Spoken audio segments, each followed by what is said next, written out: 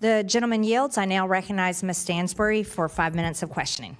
Thank you, Madam Chairwoman. Well, there's a lot going on in this hearing, so I want to kind of break it into pieces because I think it might help parse out some of the challenges I think the conversation is having. So let's talk about cloud seeding as a technology. As a technology, the idea of cloud seeding is just, it's based on the physics of clouds, which is that in order to have rain or precipitation, a water droplet has to be heavy enough to condense to fall out of a cloud. That's what cloud seeding is based on. And so there's been experimentation going back to the 1940s to introduce different particles into the atmosphere to see if dust or these other chemicals can create a precipitation moment, and has been identified by a number of our witnesses today. There is still a lot of research to be done about its efficacy. There are studies that have showed in certain instances it may have increased the probability of a specific incidence of precipitation, but there's also a lot of data needed, and there's a very robust analysis that GAO has engaged in and talked to experts. So that's the science around cloud seeding. That's cloud seeding. But climate change is a different situation. Let's talk about climate change.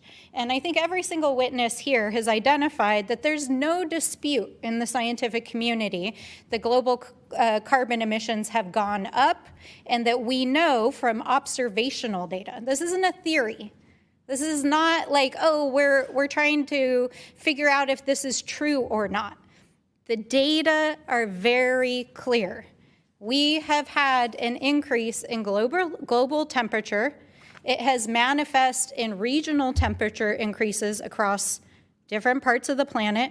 And in places like the American Southwest, like where I'm from, it has manifested in an increase in temperature year after year, especially over the last 30 years, a decrease in precipitation year after year for the last 30 years, and the most intense drought we've seen in recorded history since there was a major geologic change in the planet.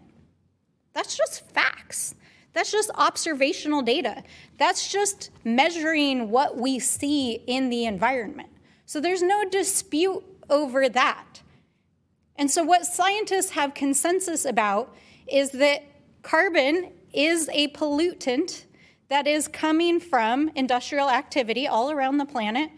It is a challenge that involves the commons, which is our atmosphere. I agree wholeheartedly with the chairwoman that we should be regulating, spraying, or putting things into the atmosphere, and that's exactly what the EPA does.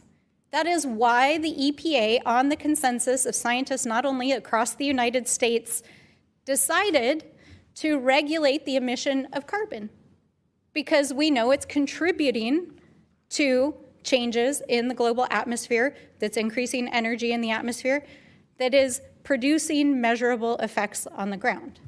Now, I agree that the incidence of individual weather events, the ability to change the trajectory of individual weather events, whether it's something as powerful as a hurricane or something as powerful as an atmospheric river, as was stated by Dr. McCracken, those are events that are so massive in scale.